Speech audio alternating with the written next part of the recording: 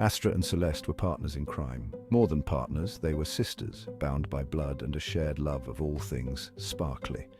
They traveled the cosmos in their sleek ship, the Stardust. Their mission to acquire the universe's most dazzling treasures, today's target, Earth, a planet rumored to hold vast reserves of gold. Astra, the elder by a mere cosmic blink, piloted the Stardust. She had fiery red hair and eyes like molten silver. Celeste, with her sapphire blue hair and eyes like glittering emeralds, manned the navigational console. Ready, Astra? Ready when you are. The Stardust, cloaked in advanced technology, pierced Earth's atmosphere undetected. Their destination, a remote desert, home to one of the largest gold mines on the planet. The desert air was hot and dry. Astra and Celeste, disguised as human females, approached the mine entrance. Astra, ever impatient, was eager to get their hands on the gold. Celeste, however, found herself distracted. The vast expanse of the desert, the way the sand shimmered under the twin suns, it was unlike anything she had ever seen. It's beautiful. Beautiful? It's just sand and rocks. Her eyes, however, were drawn to a small, tenacious desert flower pushing its way through the parched earth. She had never seen such vibrant life in such a harsh environment. They entered the mine. The air was cool and damp, a stark contrast to the scorching desert heat. The walls glistened, veins of gold running through the dark rock. Astra's heart quickened. This was it, the motherlode. Their mission was simple: infiltrate the mine, locate the main vault, and use their advanced technology to transport the gold to their ship. But as they made their way deeper into the mine, Celeste found herself increasingly drawn to the vibrant murals painted on the walls by the miners, depictions of families, of celebrations of life above ground. She paused, mesmerized by a mural depicting a field of sunflowers, their faces turned towards the sun. She had never seen a sunflower before. She reached out, her fingers tracing the outline of a single golden petal. Celeste, come on. But even she couldn't help but admire the raw talent and emotion captured in the simple paintings. They reached the vault. It was massive, the door made of reinforced steel. Child's play for their technology. But as Astra prepared to bypass the lock, Celeste hesitated. What if we just took a little? A little? Celeste, we came here for the motherlode. But even as she spoke, she couldn't help but feel a twinge of guilt. The paintings, the stories they told, they weighed heavily on her mind. They left the mine, their mission incomplete. Astra, still set on fulfilling their original objective, suggested they explore other parts of the planet, scout out other potential targets. Celeste, however, had a different idea. She wanted to see the sunflowers. They borrowed a sleek red convertible and set off across the country. Their journey took them through bustling cities, quaint towns, and vast rolling plains. Celeste was enthralled by everything. The vibrant colors, the cacophony of sounds, the sheer diversity of life. It was overwhelming and exhilarating. They reached the coast and Celeste insisted they explore the ocean.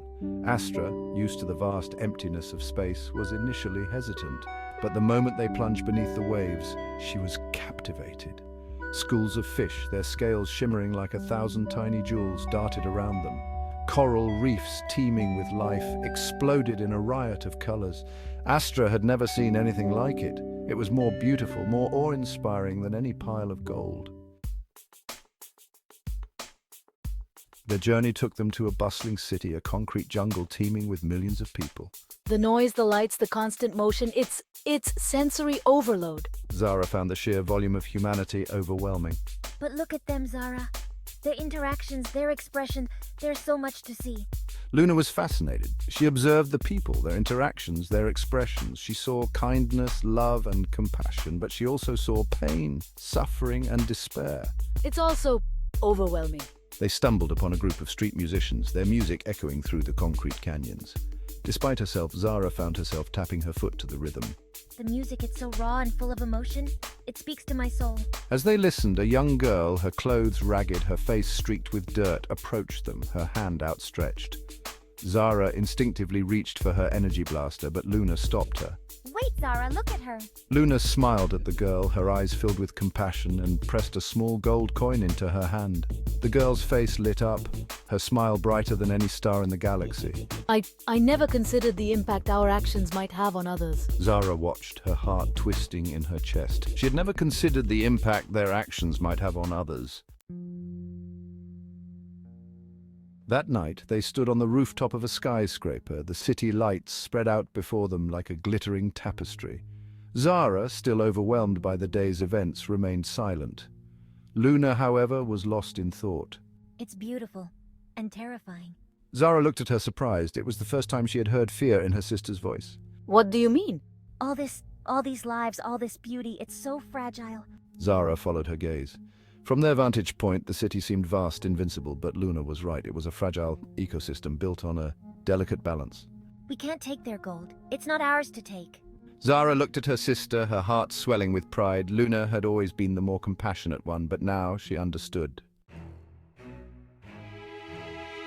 Section 7. The Taste of Freedom. They spent the next few weeks exploring the planet, experiencing all it had to offer. They soared through the sky in rickety biplanes, feeling the wind in their hair and the sun on their faces. They rode roller coasters, screaming with laughter as they plunged through loop-de-loops and corkscrews. They tasted exotic foods, their taste buds exploding with new and exciting flavors. For the first time in my life, I felt truly free. Free from the constraints of our mission, free from the expectations of our people. She had spent her life chasing riches, but she realized that true wealth lay in the experiences, the connections, the memories they were creating. I found myself deeply affected by the plight of the planet. I witnessed firsthand the damage being inflicted upon it. The pollution, the deforestation, the effects of climate change. It saddened me, but it also ignited a fire in my heart, a desire to protect this fragile world. Section 8. A Change of Heart. One evening, as they sat on a beach, watching the sun set over the ocean, Zara finally voiced what had been on her mind for weeks. We can't leave. She said, her voice barely a whisper. Luna looked at her, her eyes wide with surprise. I know. She replied, a soft smile spreading across her face. They had both undergone a profound transformation during their time on Earth. They had arrived with the intention of stealing its riches, but they had discovered something far more valuable. They had discovered the beauty, the diversity, the resilience of life itself. They knew they couldn't stay silent. They had to do something. But what could two alien girls, strangers in a strange land, possibly do to make a difference? The answer, they realized, lay in their unique abilities, their advanced technology, their knowledge of the cosmos. It could be used for so much more than just stealing gold. It could be used to protect, to heal, to inspire. Section 9, Guardians of Earth. They contacted the authorities, revealing their true identities and offering their assistance. At first there was disbelief, suspicion, even fear, but Zara and Luna, with their disarming honesty and genuine desire to help, eventually gained the trust of a select few. They shared their technology, providing solutions to some of the world's most pressing problems. They developed renewable energy sources, cleaned up polluted rivers and oceans, and created sustainable farming practices. They used their knowledge of the cosmos to educate and inspire, reminding humanity of its place in the universe and the importance of protecting its only home.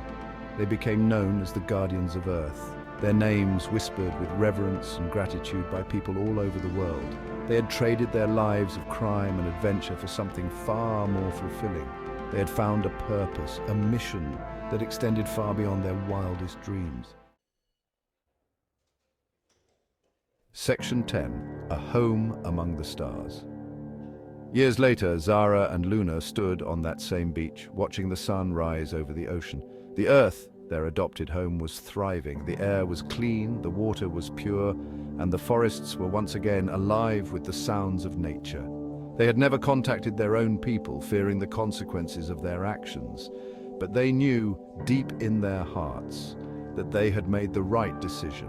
They had found a home, a family, a purpose among the stars. As the sun rose higher in the sky, Painting the heavens in a riot of colors, I smiled at Luna, my heart filled with contentment. We were no longer stellar thieves, but guardians, protectors, and most importantly, Earthlings. Our journey had been long and arduous, but it had led us to where we were meant to be. Home.